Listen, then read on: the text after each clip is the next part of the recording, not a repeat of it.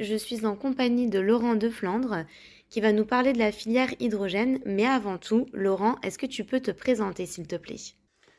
Oui, donc Laurent de Flandre, je suis ingénieur de formation régionale donc à l'AFPA Grand Est, en particulier sur le secteur industrie, et puis donc responsable de projet, toujours pour l'AFPA Grand Est. Est-ce que tu peux nous définir de manière globale ce qu'est l'hydrogène?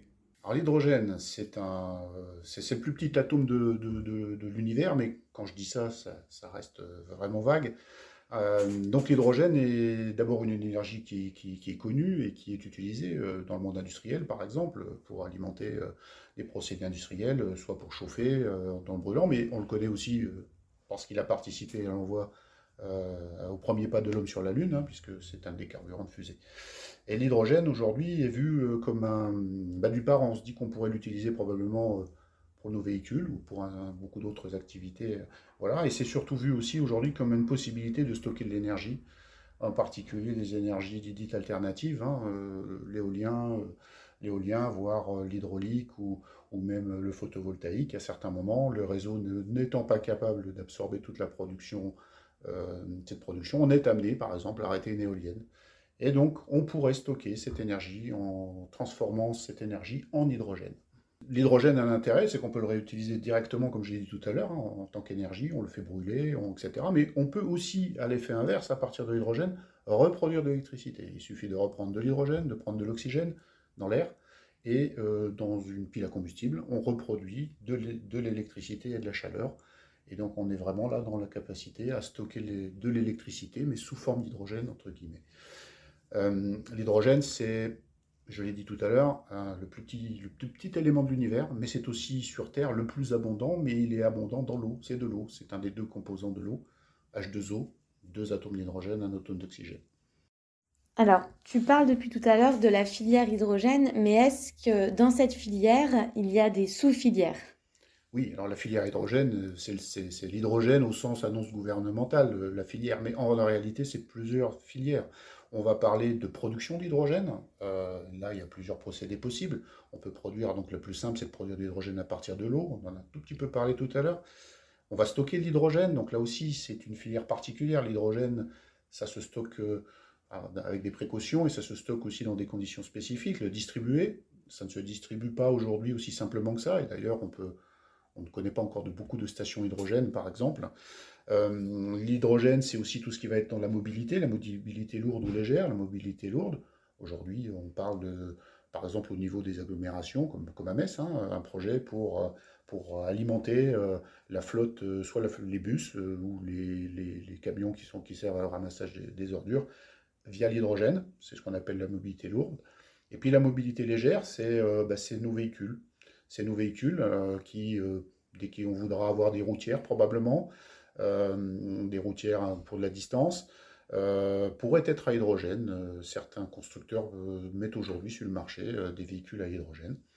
Voilà, mais c'est aussi tout ce qui va, la filière hydrogène, c'est aussi la production, les usines qui vont fabriquer les moyens de stockage, qui vont fabriquer les véhicules, qui vont fabriquer les piles à combustible, etc. Donc là, on touche l'industrie. Voilà, donc on peut parler vraiment de plusieurs filières. Alors Laurent, est-ce que tu peux m'expliquer un petit peu le contexte de la filière hydrogène? Ah oui, alors l'hydrogène, c'est la filière hydrogène et le sujet hydrogène s'inscrit directement dans la transition énergétique. Donc, trouver des alternatives aux énergies fossiles, pétrole, charbon, etc.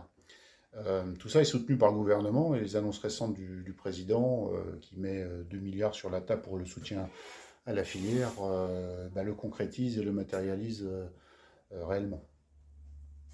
Toi Laurent, si j'ai bien compris, tu travailles sur cette filière au niveau de l'AFPA. Où en est-on aujourd'hui à l'AFPA sur le domaine de l'hydrogène et du coup des sous-filières qu'on vient d'évoquer? Alors, aujourd'hui, nous sommes dans une phase de recherche et développement. Donc là, on est au niveau de l'ingénierie de l'AFPA. On est au niveau national ou dans les différentes régions, des gens comme moi s'intéressent à la filière hydrogène ou aux filières hydrogène, comme on l'a vu tout à l'heure.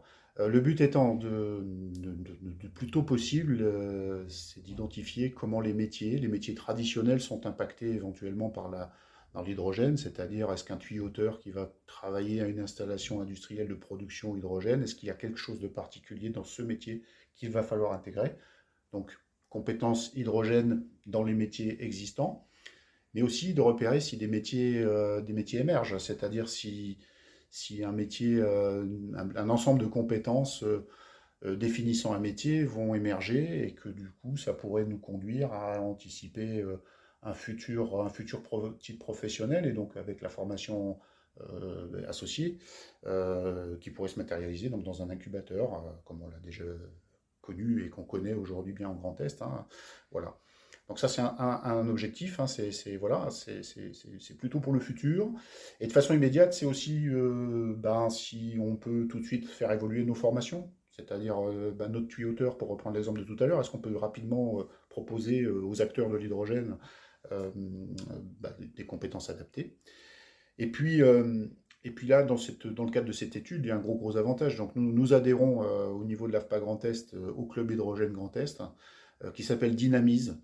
Hein, le secteur hydrogène est très intéressant parce que tous les projets qu'on trouve dans l'hydrogène ont tous un petit nom assez poétique. C'est très sympa. Donc là, en l'occurrence, c'est Dynamise, et dans le I de Dynamise, ça s'écrit HY. Tout comme on parle du projet Mirabel dans le PIO, où pareil, le Mirabel, c'est HY. Donc c'est assez sympa. Et du coup, on est au cœur des acteurs, on est au cœur, je dirais, presque du réacteur. Hein. Tout bouge à ce niveau-là. On y trouve évidemment les grands players, Engie, EDF, etc. Et on y est. Et du coup, on a vraiment accès. Donc voilà, les objectifs, c'est à la fois de se placer dans le cœur du réacteur pour accompagner les acteurs et surtout, dans un premier temps, de pouvoir identifier quels sont les besoins en compétences pour faire évoluer rapidement et à moyen terme notre proposition de formation.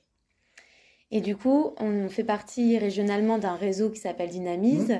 Est-ce qu'au niveau national, on est intégré dans un réseau national ou pas du tout?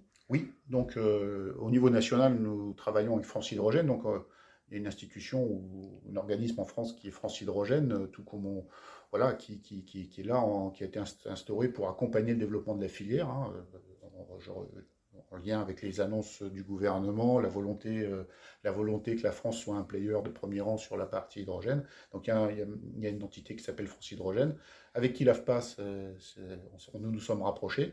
D'abord parce qu'ils ont eu aussi cette attention autour des compétences de la filière hydrogène, et que du coup, ce que l'AFPA peut leur amener complémentairement, c'est d'être encore plus pertinent et plus précis sur les besoins de compétences. Donc là, aujourd'hui, au niveau national, il y a un accord, en tout cas un travail partenarial qui s'engage avec France Hydrogène. Merci Laurent pour ces explications. Merci Coralie.